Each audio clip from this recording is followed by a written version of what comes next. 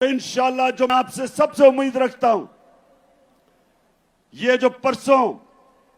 By election आ रहे हैं, इस इलेक्शन के अंदर कौम ने रेफरेंडम करना है, बताना है कि हम इस इंपोर्टेड हुकूमत को मंजूर नहीं करते। हम इन चोरों को, जो 30 साल से दो बड़े बड़े डाकू खानदान जो चोरी करके पैसा बाहर लेके जा रहे थे,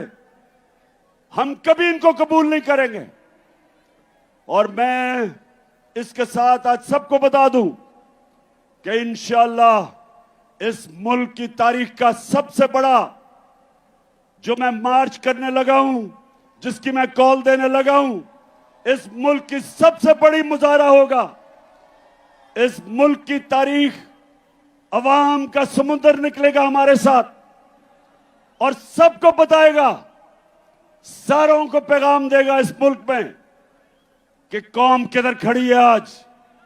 कि कौम इसको सियासत नहीं समझ रही, हम अपनी हकीकी आजादी की जहाद समझ रहे हैं।